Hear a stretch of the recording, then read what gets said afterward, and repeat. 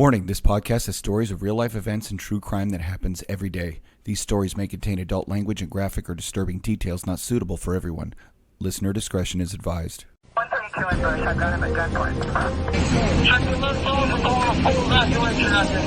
They're pulling them out. 911. Advise ready for entrance camp.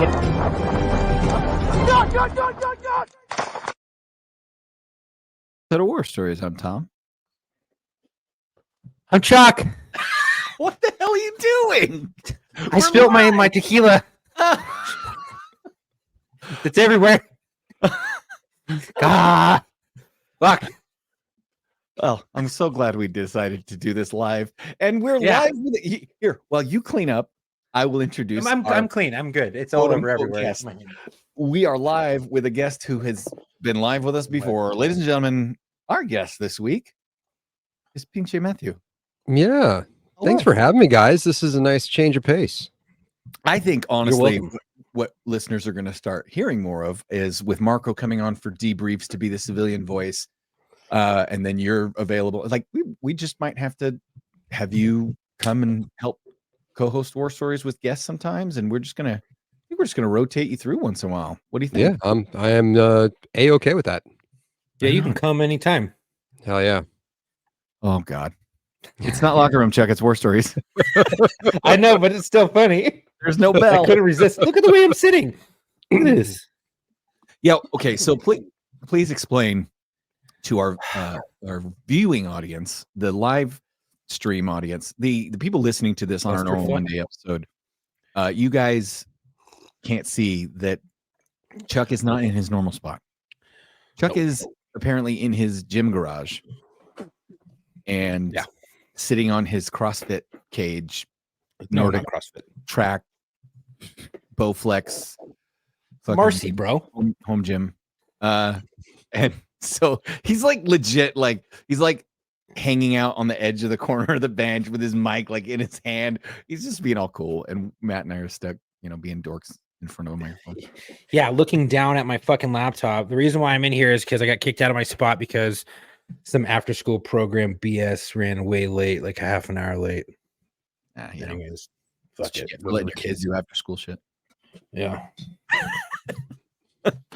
So now they're eating, and I'm in here with the fucking dust and shit. But you're not in with the flies and the geckos. Oh, fuck that.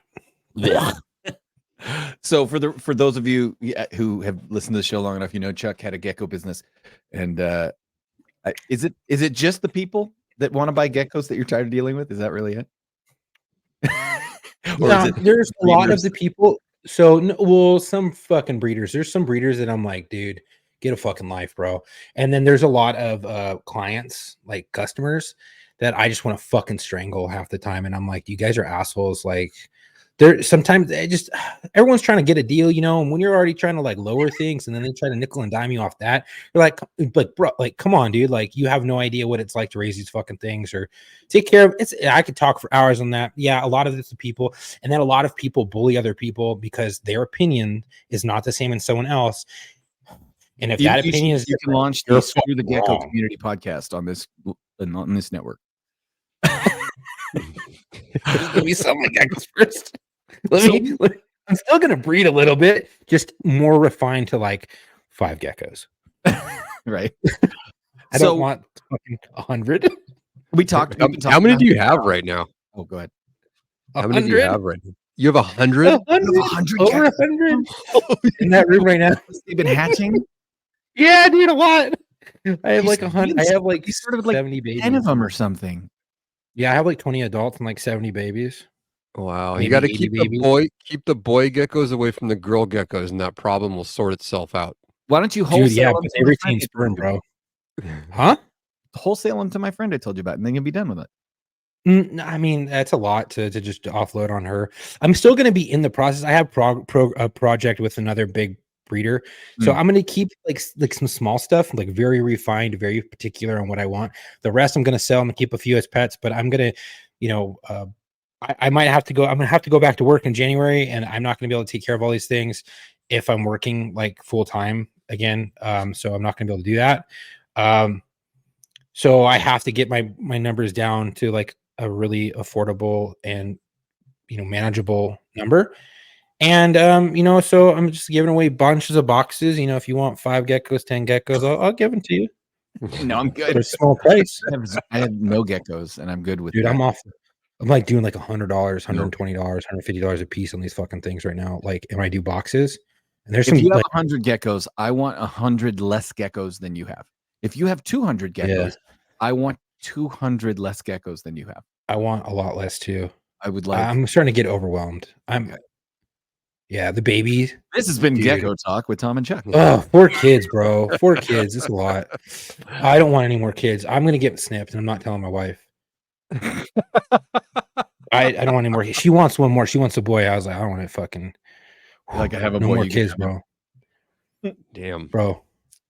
All right. So we talked about having Anyways. Matt on the show. Mm-hmm. That's been on the show. Yeah. In fact, we had a listener who hit you up on Yeah. social media for your episode. And if that listener is listening to this episode, I want to tell you, it took a minute. I couldn't scroll back that far. I was like, dude, that was back in like the beginnings of War Stories. It was episode 28, if I'm not mistaken. Yeah, episode 28. That And was back in the day. For the first 6 months, we only did 12 episodes because we only did 2 episodes a month. We did Right. every other week. So the first 6 months was only 12 episodes. Right. So you figure then we do another 24 episodes after that. You were in that first year. Yeah. So so here we are. We had you on before because we talked about your time in the Navy. Right. And then Right. we talked about your time after the Navy. Yes, we did. And Chuck, you had mentioned that we should have him on because, well, we just been talking about it. Yeah. But, So- and Yeah, we all know Matt's been going through his EMT stuff and certifications and stuff like that to continue his service. And, I think that's really honorable. And he's not done serving. He wants to continue to serve, and he's going through this process. And he's not a young buck. He's older, right? And That is I think correct. that this would speak fire. I mean, you heard your word. I would speak volumes to people who are going through this, who are younger or who maybe might be older, and they're still thinking about things that they want to do. And you're never too old. I mean, and Matt's in great fucking shape, dude. I mean, this guy runs 6, 7, 30 miles every morning. I mean, come on, dude. He's crazy. And he fights bums on the way. So I mean, it's like it's a American combination of Gladiator. MMA and jogging. Yeah.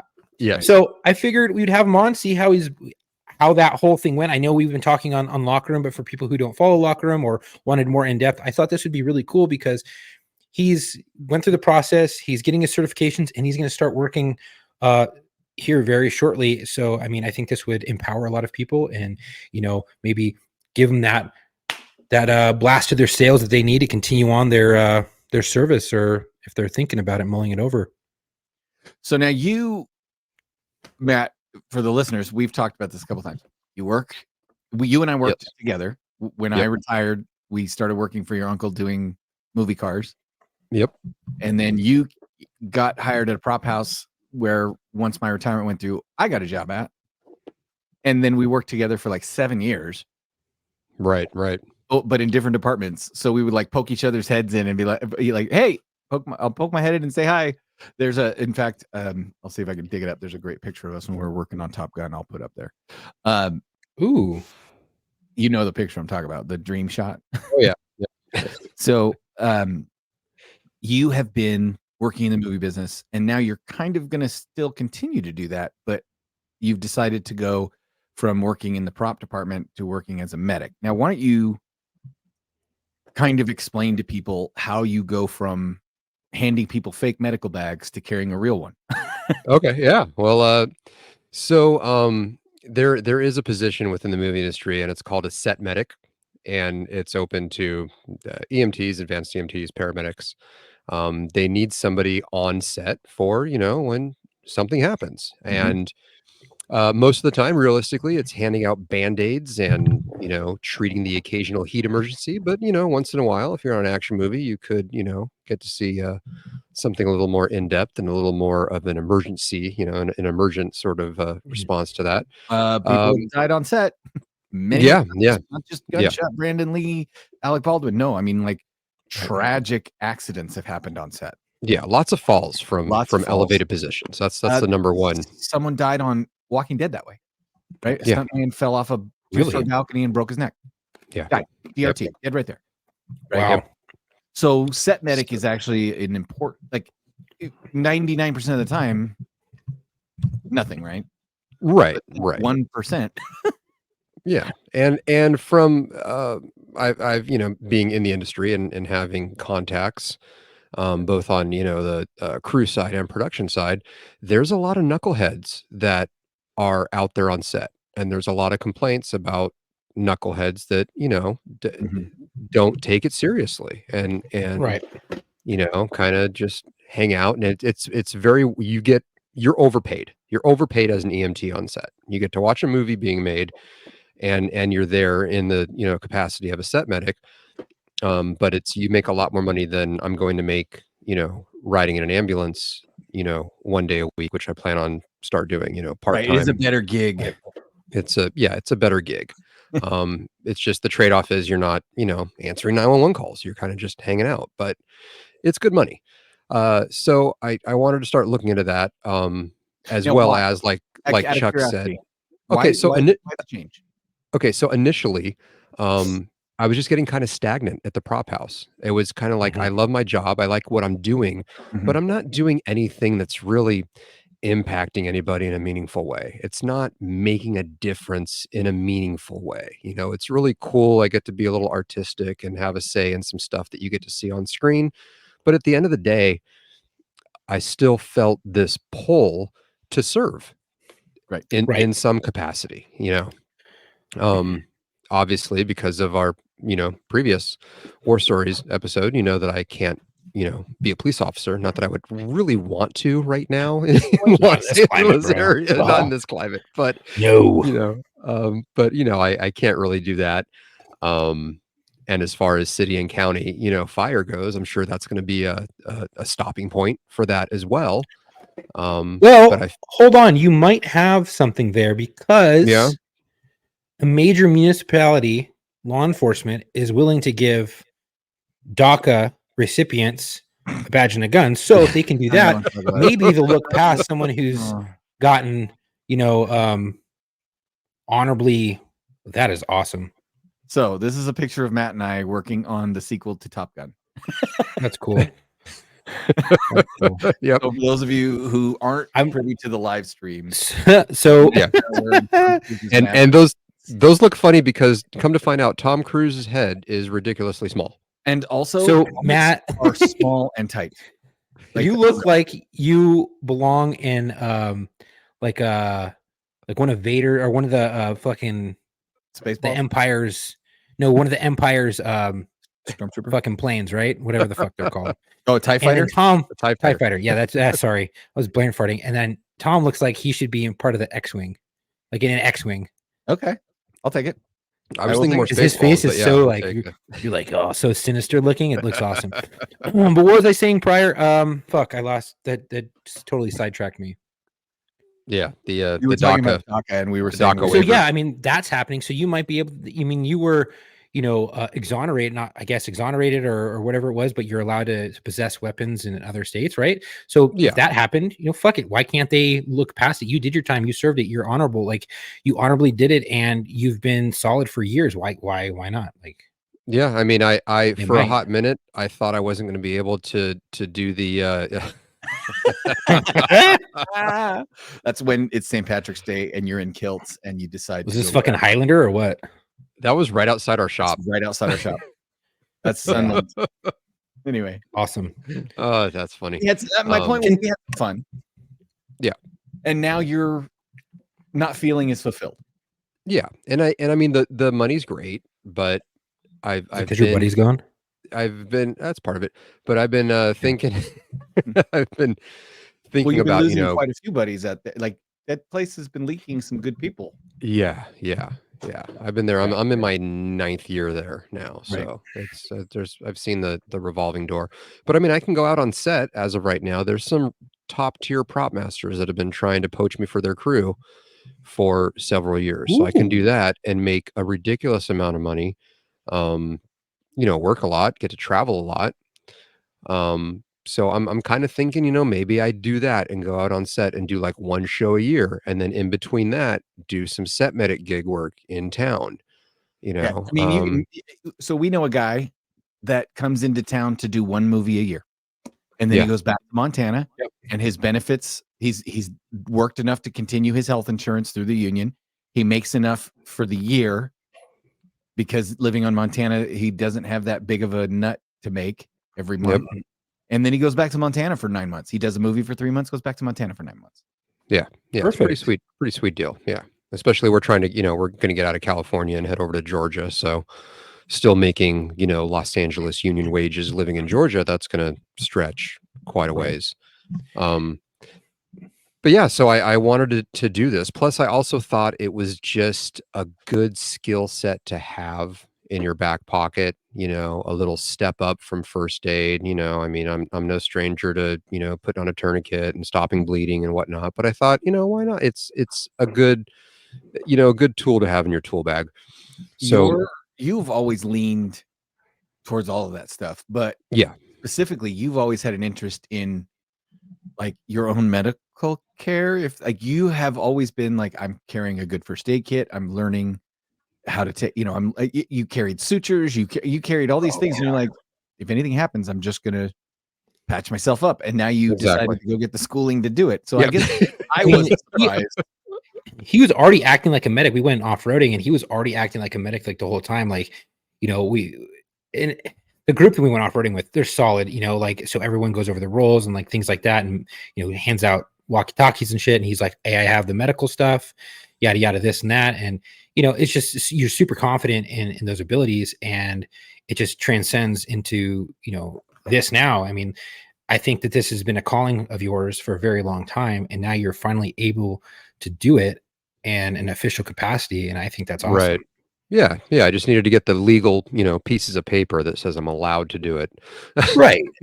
There's also So, that weird little, because your mindset was right. So we're going to talk right. about I want to talk to you about what that's like for people, because you went part-time and you didn't go full. Like I've seen paramedic schools where you go full-time, you're there for however long every day, and then there's like some you go in the evening for your thing. And how did you do it?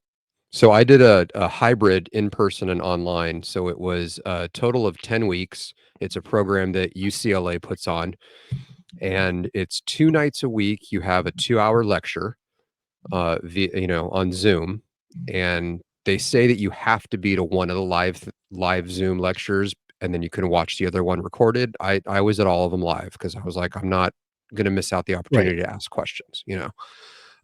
So you do that, and then I chose to do my in-person skills portion of that on Sundays, and that was from 8 a.m. to 6 p.m. So for Wow, that's 10 a long time. weeks, yeah. So for 10 weeks, I was doing that. Every Sunday, 8 a.m. to 6 p.m. sucks, by the way.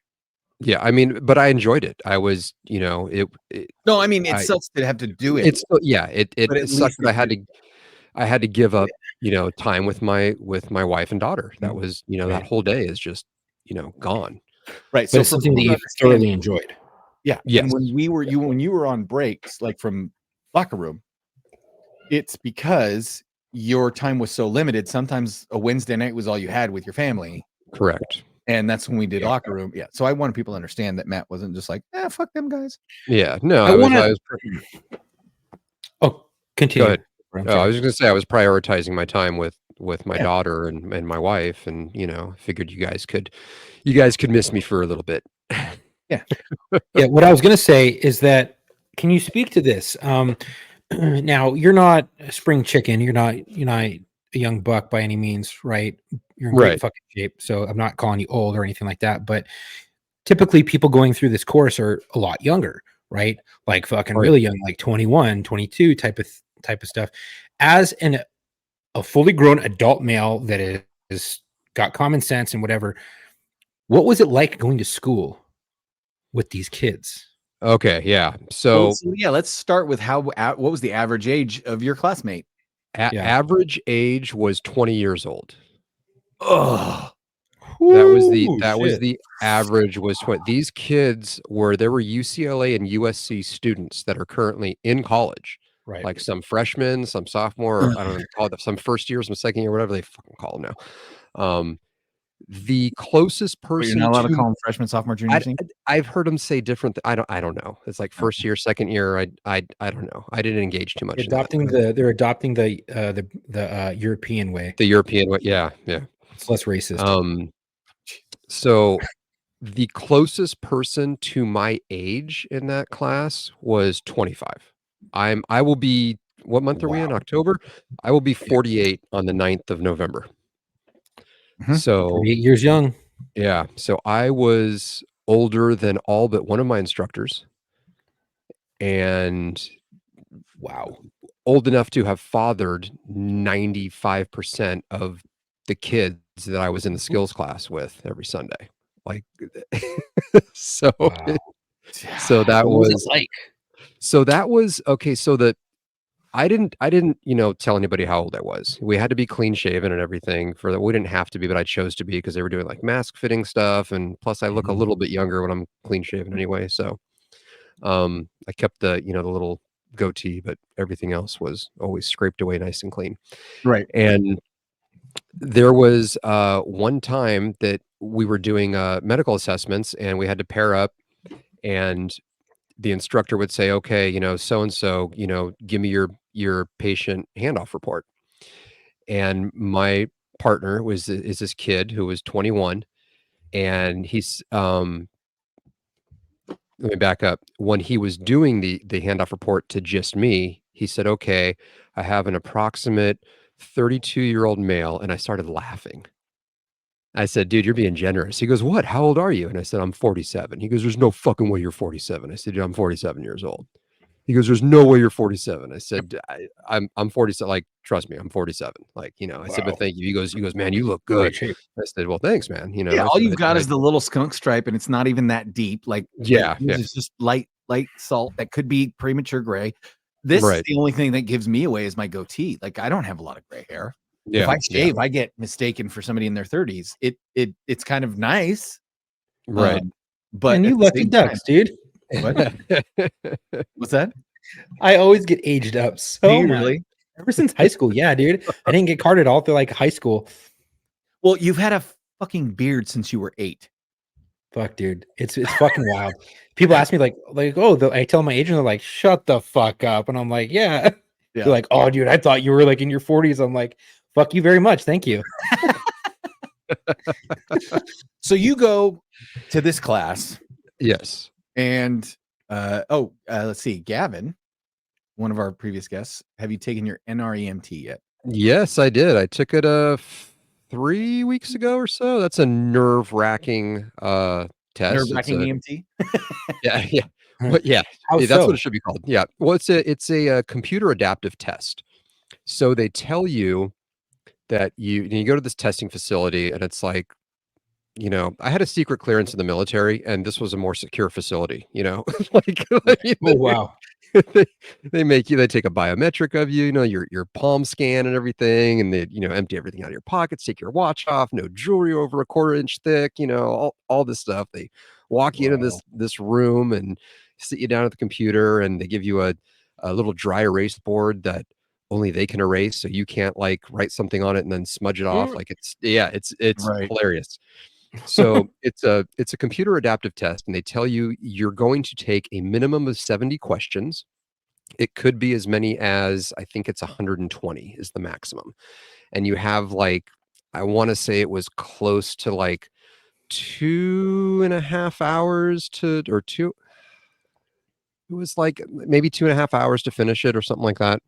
And it's all multiple choice. Um, but the computer will start off with a softball question that is at the minimum requirement that you should know, like a super easy, what's the A stand for in ABCs, like something stupid like that. And Oh my God. so you answer that, and if you answer it correctly, it gets a little bit tougher. a little bit tougher, a little bit tougher. So it kind of sees where you are. So in the course of those first 70 questions, if that computer can determine with 95% accuracy that you meet or exceed the minimum knowledge requirement, it passes you and it just shuts off. But you Is it don't an know that. algorithm or is it AI? I don't know. It's got to be like an Oh, AI thing, right? I mean, it has to be. Yeah. so so it'll just shut off and it says, thank you, you're done. You'll get your results in 1 to 3 business days. Now, within those first 70 questions, if it determines with 95% accuracy that you are below the minimum knowledge requirements, it stops. Thank you, you're done. You'll get your results. If you go, if it So if you needs a don't little get to more finish, you time, know you fucked up. well, no. So here's the deal. So I was taking my test and it was starting off really easy and then it was getting harder, harder, Okay. harder, harder. And I'm like, fuck, this is like actually kind of tough. Like they were throwing, I felt confident in it, but I was like, this is tougher than I thought it was going to be. Right. And then I answered question number 70 and then it stopped and it says, thank you, you're done. See the proctor. And my heart just fucking sank. I was like, oh shit, either I did really well or I just bombed this. And if I just bomb this, I'm gonna be so mad at myself. But I felt confident, but still there's that Right, you 'cause you're don't know. first in your class. You don't know. So yeah, I mean in my class I was the lowest the lowest test score I got on my unit exams that we took every week that was like a pass fail thing that you had 2 shots and they kick you out. The lowest score I got was an 87. And Oh, all pretty the good. I was pretty much getting like 90s and like the lowest one was 80 and I was Right. pissed at that 87. So I Oh, was yeah. legit pissed. Fuck you, 87. Yeah. So yeah, so that happens. I'm like, oh crap. So I'm feeling good and I get the thing and I called one of my instructors who I'm gonna be working with doing like events and stuff. And I said, okay, so I just did the NREMT and that was the most nerve-wracking thing ever. Yeah, And nerve-wracking instructor EMT test. Yeah, and the instructor says, "How many questions you answer?" I said 70 and it just fucking shut off.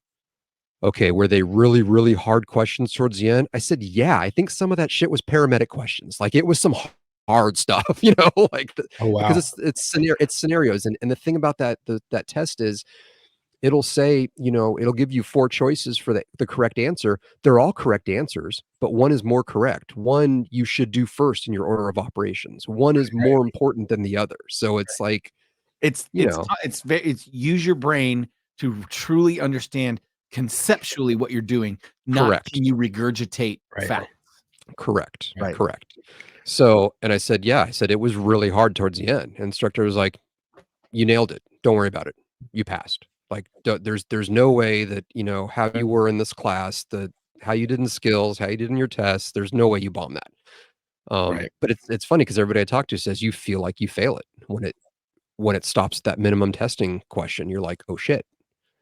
So Gavin, yes, I took the NREMT, passed it, got my little card.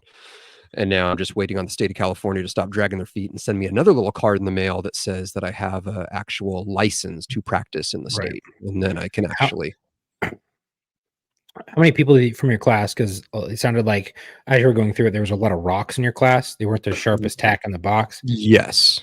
How many of those people do you think passed that NREM and EMT? Well, there were a lot of people that we lost through the course of the 10 weeks in the class that were either Right. failing out from the exams or people that just botched the finals, not only the exam, but the skills aspect of it. Because for the NREMT, there's the cognitive portion, which is that test, and you also have to pass Right. a practical skills thing. So UCLA does that portion, and the instructors, it's like they don't like during the course of the class, they would kind of be like, um, kind of helping you out a little bit here and there if they see you stumbling. But during this part, for Yeah, the there's no help. there's no help. They would just look at you stone face, and if you go, "Oh, what am I forgetting?" They're just like, "You tell me." Like, So out of the people that graduated, how many do you think passed that test? um, Just the best I guess. I mean, we're not gonna know I for sure. would say honestly, I would say based on the people that graduated the class and my interaction with them, maybe 20%, and that's being, you know, Wow. really nice because And there how were many people just graduated? yeah, oh geez. We started out with 90 and I think we graduated with maybe almost 50. That's like police academy dropout rates, just so you know. Okay. Like what, So- 10 people fucking probably pass that test. Just about like just a little over 50% or a little under 50% that drop out. Yeah. And the thing is they tell you to take that NREMT like as soon as possible after your course. Well, Yeah, my last day of my class, my finals, I took my finals, got my little certificate because I had all my ride-alongs and everything done. So I got my little certificate that says you graduated, UCLA EMT. And then 4 hours later, I hopped on a plane to go to Austria for 2 weeks. So I had so there was a little bit of a time gap. There was that, and then when I got back and I tried to schedule it because I wanted to go into a facility and not do like a live proctor thing because they have to control your computer, and I'm like, you don't get access to my computer. I'll go into a facility. I had to wait another 2 weeks, so it was like it was just about 4 weeks after my course that I took it. Well, it's not too bad. I mean, you had a nice not, break to it was kind of it like was cool like out your brain. I kind of went over stuff in my head. I glanced through a couple things that, I looked at that test that I got an 87 on and went over stuff that I got wrong and just kind of brushed up on a little stuff here and there. And but yeah. So Gavin, yes, that was the hardest test. Yes. What up from Mississippi, Clint? Hey, I don't know how Mississippi is, but Idaho is kicking. Supposedly we're gonna get, early snow this year. I don't know. But That's another in Mississippi, if you can believe that, Clint. You were in. Wait, see if I can remember. In all these years, I can still say it properly. Oh, Pasca, get down, goddamn goo. Pascagoula. Yep. I was at the Ingalls shipyard for a bit. Yeah, I swam across the Mississippi River while I was there. Really? Because you're like that. Because I'm that As guy. a fucking dare or what? I just wanted to do it. Yeah. I wanted to be able to say I swam across the Mississippi and then swam back. Right. It's pretty cool. So, yeah. So now's the fun part. Now we talk about the stories of dumbassery from your schooling, but more importantly, what kinds of shit you saw on your ride-alongs. Because I can imagine that's your pick of some of the most ridiculously awesome places to go to an EMT ride-along if you want to see messed up stuff. Well, yes and no. Yes and no. So there was a bunch of different companies. There were only 2 companies on that list that are contracted with the city or the county to do 911 calls. Okay. There's Falk Ambulance and there's AMR. And they were the only and they were the only 2. So I shot an email out to those first, and a couple days went by, didn't hear anything. A week went by, and I'm like, shit, I got to get these done. I need 24 hours total, and I need 10 patient contacts, and I wanted to get it done before I took my finals. So once I hopped on that plane to Austria, I knew I was completely done with everything. Right.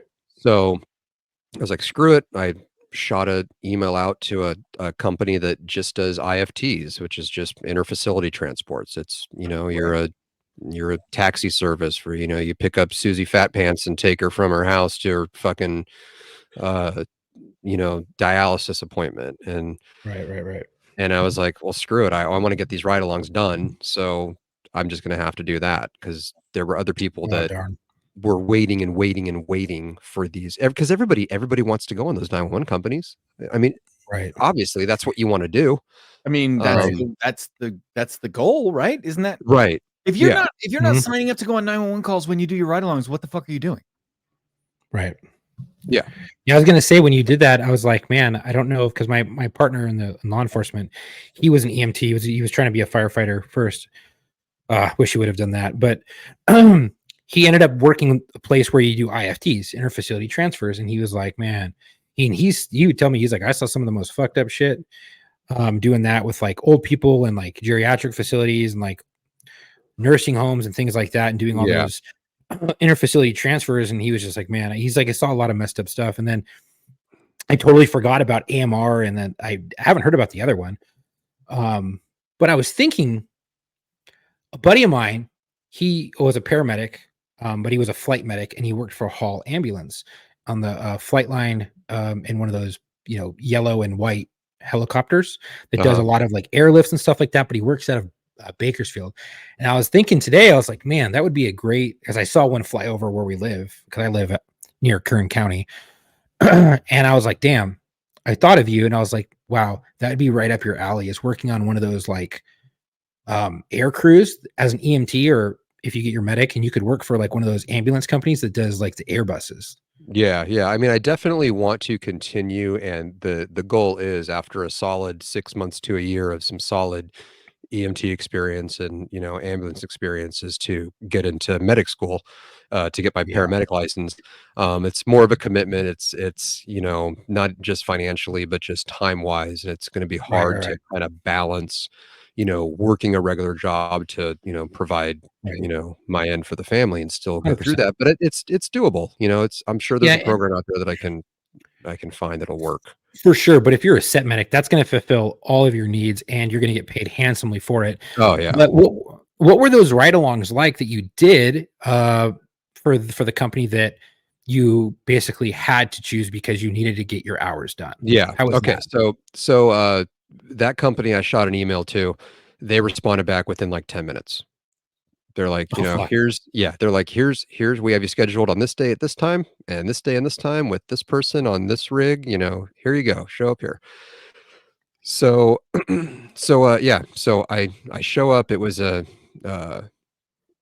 6 o'clock 0600 shift start, and they run 12-hour shifts. So I'm like, great. So I'll just have to Cool. do, 2 shifts. I'll get my, 24 hours, and hopefully I'll Mhm. get 10 patient contacts. Um, so I shaved. I completely shaved. Like, Right. because it was like That's a super week respectable. before. Yeah, a week before we had to do our mask, our uh OSHA mask fit, and you had to be Right. clean shaven for that and everything. And so I'm like, screw it, it's hair, it grows back. So get clean shave. I got my, nice 511 EMS pants and my white freaking stupid ass button up 511 EMS Hey, shirt. did they give that to you? No, that's what UCLA wants you to wear when you go into Okay. ride-alongs. Did So you use our I people? paid $0 for it. I Good. had I Okay. had the company. Yeah, that's another thing. I had my company that I currently work for footed the bill for all of this for my Fuck yeah. my school. I got a really nice jump bag at work now, and an AED that's all mine. That's over in the corner of my desk. And I Whoa, said, you have an yeah, AED? yeah, because we have them on the wall and everything. But I wanted one for my kit that I just so when something happens and I need to grab my bag, I have Ostensibly, they paid for it so you could respond to something in the building. correct. Right. Yeah, Smart for yeah, them. Because where we worked, Matt and I worked, well, I worked in the administrative wing, right? I worked on the same hallway as like the vice president and the HR and God, Oh, what a yeah. nightmare she was. And then the hell's her name? Oh, I'm not going to say that on here. She knows her name. Yeah, I don't like her. Anyway, and then as like all the people were on that, like finance, all that shit, right? Yeah. Matt was working in the fun area. He was working where like the cheese was made, like out with the crew out in the warehouse with the forklifts and the props and the guns and I got to stare at an office all day. But occasionally I'd get to go out and play with Go stuff, out and do play. stuff, Yeah. fix stuff. Yeah. Well, there are lots of dangerous things in that prop house. Oh, yeah. I mean, there's machine for sure. shops, there's, all the firearms, there's just all sorts, there's racks and Right. ladders, and there's just all sorts of Lathes, things that can happen. Yeah. industrial Ooh, a machines. lathe? Fuck. Yeah. You get some clothing caught in that, you're fucked. Yeah. Right. So, yeah, That's so smart for them. I put together a list, and I said, "Hey, I need 2 pairs of these pants. I also need these boots." So I got like the EMS, 511, I forget what the You're hell like, they're these are called, the but they ones have they like the require. yeah. Yeah, I need that. I Like, said, I also need these shears. I need these Leatherman Raptor shears because I just thought they were cool because they fold up and have cool stuff on it. Like, I mean, a regular pair of shears Yeah. would be fine, but was it Jay that was like Jay Bone was like, yeah, get whatever you need. yeah. Oh, I was just going directly to T. Oh, all right. Yeah. Yeah, she's the one that was orchestrating everything, and then I went in there and I said, "Hey, I really need this stethoscope because the one that comes with the kit is just trash." And it was like a $250 stethoscope, which I was pushed. I was pushed. Cardiologies. The Yeah, I was cardiology. like pushing to see how far I could go with this Like, hey, you stuff. got it. What else? Yeah. No, there So she's that's like, the one thing I will say about that company when and that person in general. This is my boss that he's talking about, my old boss. yeah, And she's great when you need something. She's like me. It's buy once, cry once, right? yeah, We're buying this for a purpose. We're buying this for real. Like if she's gonna buy a camera, she's gonna do her research and buy the best camera on the market, right? So if Matt comes to her and says, I need a stethoscope, she's gonna look through and go, what is the best stethoscope? Oh, you need the best? Here's the best, right? yeah. That's Well, this was like a nice middle of the road one, and she said, "Well, don't we have some in stock?" And I said, "Well, yeah." I said, "But this is really going to be used on, God forbid, maybe you one day. So I'd like to get a really nice one so I can actually hear." Um, yeah. and she And I goes, don't "Yeah." And she kind of pushed back a little bit because, with the strikes and everything, money was tight. And she goes, "Do you really need this one though?" And I didn't want to BS her. I'm like, "No, I can get the next one down. It's like $150." She goes, "Let's do that." I'm like, "Okay." It's right. so So then you go on your 911 ride-alongs. no IFT ride-alongs. I did not get to Uh, go on 911 ride-alongs. damn it. You stepped out of the room for that. The 911 companies were taking forever to get back to me because they're so inundated with students that Mhm. want to do that. And because I wanted to get it done in a timely manner before my trip, I just had to suck it up and do the IFT thing, which, Okay. So now yeah, you're so I on your showed, ride-alongs. yes, so I'm on my ride along. So, um, first of all, the two guys that I'm riding with on my first day were really cool. They show up, it's early in the morning, so shirts untucked and everything, but they both have goatees. And I look at him and I go, "I didn't have to fucking shave, did I?" He goes, "No." And I'm like, "Damn." He goes, "But I shaved on my ride alongs. It's good that you did, but no, you didn't. This company, they don't really care." I'm like, Nice. "Awesome." So hop in the back and it's like, "Okay, we drove to North Hollywood and sat at a park." And he goes, "Yeah, we just have to stage here." I'm like, "What do you mean we have to stage here?" He's like, they scatter us around, to get ready for a call." I'm like, "And we're sitting in a park?" He goes, "Yeah." I'm like, "Cool." And I'm like, I gotta take a leak. Oh, there's a bathroom over there. I walk over there. That's locked. Oh, we can go to Denny's. I'm like, now we're talking. Let's go Yeah, sit. right. Let's go hang out at Right. Denny's. Like, come on. Right. so, so we did that for a bit, and then it was all right. We got a call. First call was, nothing crazy. Had to pick up a lady, take her to dialysis. But the good thing was I got to, I was the guy sitting in back and did all the vitals. So I'm like, cool, like I'm confident in that, but now let's see what it's like doing it in the back of a moving ambulance with noise and whatnot and the bumping around and everything. Um, so that was a good experience. And I did it, I was supposed to do it every 15 minutes. It was like a 20-minute drive. I did it every 5 minutes as if she was critical, just because I wanted the experience. She was okay with it. I said, I just want to do this. Um, the the fun call. Here's the fun call. Okay. We have a lift assist to get somebody out of a sniff unit, which is why I didn't know what that was. I didn't ask. I'm like, I'm gonna Google this. Like, I don't know what the fuck. You didn't want to Like, what's ask, that? right? You're Yeah, like, I can look it up on my phone just as easily. yeah. I get So a it. skilled nursing facility Okay. is and they call Okay. it a sniff, right? So, and this was a bariatric patient, which is a nice medical term for saying a fat person, obese person. Right. So That's right, this is man. a big girl, right? Right. So we show up and there's another unit from that company that shows up to help us because I, as a ride along person, the one thing I'm not allowed to do is help move a patient or like lift gurneys or anything because it's a liability. It's an insurance liability. I'm allowed to do Right. vitals and whatnot, do patient assessments, speak to nurses and whatnot. I just can't help lift. So the four of them, we go in there, and first of all, I walk in this facility, and it broke my heart. It really did. It was a private facility where people put their loved ones to Mhm. have round the clock medical care. It was kind of like a one-story hospital, pretty much. Looked just like a hospital. Mhm. And it was not one of the good ones. It, Right. there were just smells coming out of every room. Yeah. All the nurses that were walking around just like they hated the world, had attitudes, Yep. and I'm like, God, these are still people. Like I was like, look, I Oh, can yeah. be a prick, I can be an asshole, but I'd still like this is someone's like mother or someone's Loved one. aunt or someone's sister. You know, it's somebody. There's people that care about this person, and maybe Right. you should a little bit too. Right. So we go into the room. Burnout, baby. Yeah, I get it. Cool. Go Yeah. find something else to do because Right. you're not Right. effective anymore. Find something else to do. 100%. Yeah. 100%. You know, Yeah. Anyway, like I get I it. can't So- tell you how many of those places I've been into, and all the first thing that you get that hits you right in the face is the smell of shit. Yeah. Yeah. see, you know what's interesting is I would like to see police departments, fire departments, the military, and medical companies give police officers, give them sabbaticals, right? Yeah. If Like you they do in just say- Europe. If you just say I need to take a year off, right, and you still have they just freeze your job, let you take a year off. If you're not back in a year, they can give your job away. But if you want to come back, then you can come back, right? My job's got that. Well, your department is a lot bigger, and Yeah.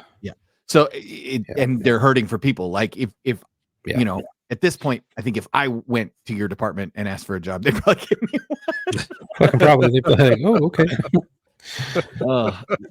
I mean, they were going to give me one before. I Sure. just turned them down. Yeah. So yeah. So you go to the skilled we nursing go. facility. Yeah. It's So we go to the saddest room. place in the world. Yeah. Saddest place in the world. And guy goes, okay, you know, here's the patient's name. That's the room. Go ahead and, you know, let's contact the patient. Let's, you know, basically these guys were cool. They were like, we're going to step back and stop you before you do something dumb. And I'm like, cool. Just let me do your job for the day. And you just kind of make sure I don't do anything dumb. So I walk in and there was a slight smell of shit in the room, you know, but nothing too crazy. But I was just like, all right, a little more than a fart. yeah, a little more than a fart, Right. but Okay, gotcha. this was also a 600 and something pound woman, which it doesn't mean it was shit. So yeah, so it's Her like, I folder mean, dirty. yeah, exactly. So I'm like, I get it. This facility obviously isn't the best. They probably aren't really cleaning her all that well. So I get it. So we're talking and everything, and then we go down to the nurse's little desk to, you know, get a patient report, and you know, and so he's like, go ahead and do this. And I said, okay, hey, and, you know, we're here to pick up so and so to take her to, you know, this place. And you know, is there anything I need to know, you know, about her? No. Okay, are there any allergies? No. Does she have a DNR? And this nurse, who's, you know, this younger black lady, and she had like that cool accent. She goes, everything you need to know is in the folder, right there. Caribbean man. Yeah, everything you need to know is right there. Is And that she just points to- Sebastian? Yeah, it's Caribbean accent. yeah. And so she points to the patient folder, and I said, I understand that. I said, but can we just have a conversation about your patient, and just so I don't have to just thumb through this folder, you know? And the guy next to me was kind of like smiling. He's like, oh, this guy's already salty. You know? Okay. So I was like, Oh my god, that's amazing. But she doesn't You have know, to be a jerk about it. You know what I mean? exactly. I'm like, you know, we're How on the many same people team. fucks up? We're both trying to care for this person, you know. So you know, go through all that. You We should go probably back use to the air room. quotes when you say the word care. At this point, knowing what I know about the facility. Yeah. Right, Well, anyway. I mean, Yeah. Okay. So we get back to the room, the patient, and I'm just helping. I'm just kind of helping, like, you know, wasn't moving or anything. I was just watching what they do, and they kind of, you know, lifted the side of the sheet up and lifted her up a little bit and put this tarp type fabric underneath that and got it under her, and they're getting ready to do the transfer. And then it's 1, 2, 3, and on 3 they slide her over right onto the gurney. And as soon as she moves onto the gurney, the previous shit smell went from like a 3 to a 300. Like it was like it was like a punch to the back of the throat. Like I could taste it at this point. Been there, And done we're that. all, yeah, and we're all going, oh, like just like it was bad. And then Chuck's getting patient, old, sweaty. yeah. Patient Chuck's then getting old, clammy. states, oh, I think my colostomy bag broke. Oh, And so so dude. Dude, So fuck you. I That's so I disgusting. look yeah. Well, So I I can look smell down, it. I look down by the right of her, and there's this bag that was already full, and it's just like brown lava, just kind of like coming out through the top, right? So Dude, your dick there's 5 of fucking us. brown lava. There's 5 of You us know in what this you're room. doing. Yeah, there's 5 of us in this room, and I kind of glance at the other 4 EMTs, and in my head I'm thinking nobody's gonna grab this fucking thing, and it's still leaking. So I just reached out. I'm wearing Homie, gloves. you're a low man on the totem pole. Yeah. So so I reach over there and I pick the bag up and I'm kind of holding it up so it's not leaking anymore. And now there's just shit all over my gloved hand, and everything. And it is I'm watching Chuck. You guys who have not, you're missing out if you're not on this show live. You guys. Yes. Oh, Marco's there. Marco.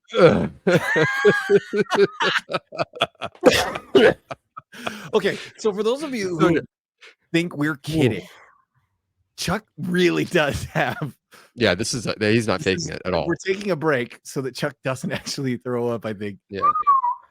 Nah, fuck it. Your gloves I- are covered in shit. Yeah, gloves are covered in just brown lava, clumpy shit, right? Such a dick. And so I'm Fucking holding it. brown lava. Yeah.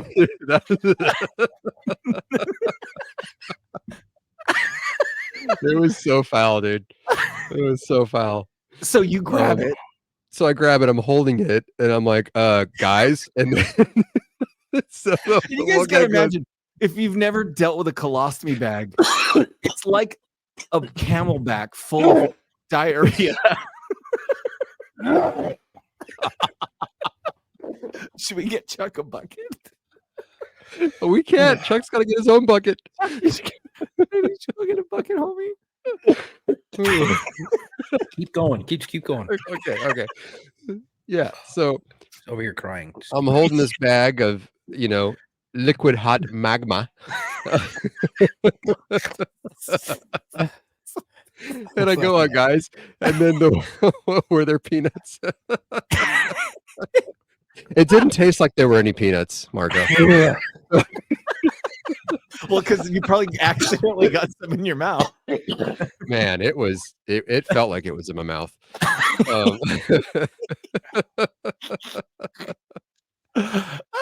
Go ahead.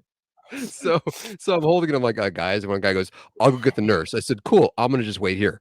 So I'm holding this bag, and the nurse comes in, and it's this guy who's just looks like a dick. And he comes in and he goes, okay, who's gonna give me a hand? I said, okay, hold this real quick. And I hand him the bag and I said, thanks. And then I turned around and got the fuck out of that room. 'Cause that's not my job. You're like, this is a ride along, bitch. Yeah. Well, and I was thinking, because the patient said, I told the nurse 2 hours ago that this thing was leaking. So you know what, Mr. Nurse? Fuck you. If you would have done your job 2 hours ago and cared for this patient, we wouldn't all be in, knee deep in frickin', chunky frickin' magma shit. Every city on the planet with liquid hot magma. Oh my god. Chuck made it So through. That was my line of thought. So Fuck, I that got brings so me let's back back to this so many up. bad memories. Let's back this up, because I am simultaneously loving these EMTs and kind of horrified that they didn't immediately see this and go, this fucker's a ride along. We have to step in. But I would imagine that they're like, fuck him. He's on a ride along because he's going to the school. He needs to you were willing to do it, and they said, go, cool. Have I fun. would've let And touch you that did hot it. steamy shit, dude. Yeah, I can't blame them. Dude, Oh. fastest time to not never search someone is when they had a colostomy bag and it fucking leaking. I was like, I'm good. Have fun with that. I'm not doing it. So yeah, this poor lady, she obviously was embarrassed. We got her, and so the nurse is in there, and I look at the guy who I've been riding with, one of the guys, the cooler guy. They're both cool, but one was like cooler. And I said, we're kicking that exhaust vent on. as soon as we get in the back, right? He goes, "You're goddamn right we are." He goes, "I'll go in right before you and kick that fucker Ooh, around before we fucking put her son. in." Goddamn, dude. And how the fuck is she 600 pounds on a colostomy bag? I don't know, but I used one of the freaking How do you have thigh. to ask that? I had a thigh blood pressure cuff that I could not get around her fucking bicep. Oh my fucking lord! Yeah. And how old is Wow. Um, Or is she not old because she's there just she's not old. She's not old. She's Right. just morbidly obese and had to go to dialysis. God, sucks, dude. But fuck, yeah. man. Yeah. Ooh. Wow. I mean, that's a shitty call. It was a very shitty call. Man, I had a guy start throwing his shit from his fucking colostomy bag with no legs, Oh, nope. talking shit to us. And throwing shit. Yeah, and throwing shit, literal feces. Just fucking. He threw his colostomy bag at a fucking nurse, and I was like, no, So They're like, you have to do something. No. I hooked up this. We had a town drunk. Like we literally had a homeless guy that was always intoxicated. And eventually he'd cause enough problems being drunk in public that we'd have to hook him up, take him to jail where he'd dry out for a week, and then he'd come back and start the cycle all over again. Right? Right. If he was drunk enough, it was 50-50 on whether he was going to have shit in his pants. Right? Like you just didn't know when you contacted him. He had already been hit by a car and had his leg fucked up. He had half his hand chopped off in a garbage truck accident. Like he's just a pathetic human being, right? Jeez. What the fuck? He had turned into a giant alcoholic, homeless drunk, and he was getting disability, and it was general delivery, so he could go pick up his disability check, cash the check, be homeless, and have money for the month to just spend on booze because he'd beg for money for food, right? Well, one time I go to hook this dude up because he's in a house that's being built, right? So they've got the drywall up, right? And they've got all the plumbing and the studs and everything. They just don't have any doors. They don't have any mud and tape. And you know that part of the project? Yeah. Well, he's in there sleeping. And the foreman shows up and he's like, there's a drunk dude passed out in my job site. Can you please come get him? So I went there and I'm pulling out his stuff, and he has like a flask of vodka, but it's the one like the pints that you buy, the glass bottles or the plastic bottles that you buy at the liquor store. And it's only about a quarter of the way full of yellow liquid. Ooh, piss. And I said, and I unscrew the cap and I go to pour it out. And he goes, no. I said, what the fuck, Alan? And he goes, don't throw that out. I'm throwing out your piss, dude. And he goes, no, that's my emergency. It's got booze in there, man. And I'm like, no, it's your piss. He goes, yeah, but my piss has booze in it. And I save it in case I'm hard up. I'll drink it. Wow. Oh my God. Yeah. Wow. Yeah. So Wow. I get it. I went to a dead body once, the first dead body where you ever roll them over and they start to let the gas go. And you hear a fart and you know it's the dead guy, and then it's dead people fart. And nothing smells like dead people fart. Yeah. So there you go. That was so what's the next step for you? So, well, let's start with what's the next step, and what advice do you have for any young person or old person?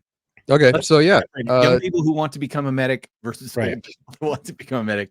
And then so next step is waiting for my state license to come in, right? I'm going to try to get hired on with there's only one 911 contracted ambulance company that is currently hiring for part-time EMTs on their 911 ambulances, because the other companies want you full-time, which I obviously can't do. Right. So there is a company that's hiring for part-time EMTs on their ambulance. So next step is to get my ambulance driver's certificate through the old DMV, and simultaneously while I'm applying at this company to see if I can hop on there and try to do at least 1 or 2 days a week of a 12-hour shift on a 911 ambulance, just to be out there and keep everything fresh. And also my wife has been gracious enough to pimp me out to a lot of her friends in different production companies that are just are basically waiting on me to have my license that says I'm legally allowed to do this, and they're going to scoop me up and hire me for, some non-union days of being a set medic. Oh, So there I you can go. start Cool. start doing that. Is there What so what union is a set medic? You don't have to get specific, but is a set medic in a union? Yeah, they're in with the grips, Okay. Oh, and okay. apparently it's really hard to get into that. I'll But send you guys name. okay, because I have enough in the reality, non-union side of things where I can easily get Yeah. gigs at, the minimum daily rate is ridiculous. As in good, Dude, ridiculously good. So imagine you and your wife on the same set working. yeah, I don't know if that would ever happen because she doesn't really do like a lot. The They're only all set times they medics. really hire medics is like when they're doing like build shows, like if there's like Oh, got it. there's like power tools and shit like that, or if there's Like just a lot of HGTV people. status. But yeah, which I Right. have contacts there, and Yes, you do. but you know what? So Yes. one of the My favorite. yeah. Oh, Oh yeah, you met her. she's She my was at crush. she was at the baby shower. Yeah. Yes, she is. My Yeah. wife's jealous. Oh, she was just here not too long ago too. Oh, fuck, dude. Well, Yeah. so So yes, then you get that's to the next decide step. if you want to stay in the prop world or go into the medic world. Right. Which I'm leaning towards, I'd like to see if I can find a happy balance with both, where I can do like one feature show a year, and in between, do some set medic stuff, Right. or in between, if I'm banking enough coin with the one show, then I can hop on with the company full time, Sure. a 911 company, Right. and actually get out there and, serve. Yeah. So, Yeah. or that'll allow me the time to not have to work to actually go through the school and get my paramedic, license, which is where I'm headed. So Let me ask this: do you feel more fulfilled now that you've passed and you have like a path? I do. I feel accomplished, and a lot Right. of people are telling me that it's like, look, it's not easy doing this. You're working full time, you have a family, and you're older. And we all know that when you get older, it's, sometimes it's, I was curious to see how much of this was going to stick. Like I haven't had to study since high school. I graduated high school in 1993. I haven't had to do Right. classwork since 1993. So Right. the fact that I was the top person in my class as far as grades wise, at 47 years old, I feel like that was a good pat on the back for me. That doesn't surprise me with you. Um, Right. That doesn't surprise, you're an overachiever. When you do something, you sink your teeth into it. yeah, I think the takeaway for our listeners is it's never too late. I went to the academy with a guy 39 years old. I went to the academy with a guy who was 42 years old. 42-year-old was already a cop in another state, but because the state I was in didn't recognize his academy certificate, he had to do the whole entire academy again after having been a cop for 15 years at 42. wow, And then another friend of mine went through the academy. He gave up. He had his own carpet business. He, installed carpet for people, and he gave it up because he wanted to become a cop at 39 years old. Yeah. And if you're out there and you're thinking, I want to do this, let me tell you right now, if you're a guy who has the heart, or a gal who has the heart to be a cop, and you were worried that maybe smoking a little bit of weed or some of these other issues were going to keep you out of the police academy, now is the time to apply. yeah, Now is the time to apply. they need you. When good candidates who don't have background issues are applying, and they're not a lot of law enforcement jobs, the requirements get pretty strict. But in a time like now, where there are so many, just to give you an idea, I believe, one of our local departments, it's a very small department. They have 7 positions open out of 8. Wow. Wow. There's a local police department where I live in Washington. They're giving their new officers $20,000 in cash, like $20,000 signing bonus, like athletes, Stupid amount of money. just to come work for their police department. Wow. Yep. There's So- some private ambulance companies that have sign-on bonuses right now. I mean, it's nothing like Yeah. that, but it's a few grand. So there are he's fucking sitting in the agencies out hospital there. waiting to get his arse operated on, and Yeah. hey, make sure you write on the correct body part so don't screw it up, Jason. Right. There are agencies out there that are calling people who have left their agencies, that have left that particular agency, and they're offering them their job back plus money. Yep. wow. There are guys that have moved away, gone to other departments, gone on to other careers, and they call their old department back like 2 years later, 3 years later. Can I come back? And they're like, yep. You can come back at the same pay. Absolutely. The guy came back at the same rank. Damn. yeah. So I'm just saying, it's if you really want to do it, you're never too old, and now's the time. Yeah. So yeah. All right. Well, I think that was fun. I don't know. I enjoyed it. You had fun, but I had fun. So there we go. And now we can move on to the end of our episode. We normally would do a dedication, but Chuck's gonna like take us out and tell everybody what we've got going on. Yeah, so I want to say thank you all for giving us a follow and watching us and tuning in today. We really appreciate it. We can't do this without you. If you already follow us on Instagram and Facebook, please like and share our post. But if you don't, and you don't follow us, our Instagram is at war_stories_official, and our Facebook as War Stories Podcast. If you already follow us, like and share a post, obviously. And then go to our website at www.warstoriesofficial.com. Grab some gear. If you have a story you think you would like to share, go to booking.warstories@gmail.com. Again, that is booking.warstories@gmail.com. I can get you booked. We are looking for law enforcement, corrections, dispatchers, fire, medics, and veterans. If you have a friend who you think would be a great fit, let them know about us and give them our info. Thank you for the support. Stay safe. And until our next episode, come home with your shield or on it.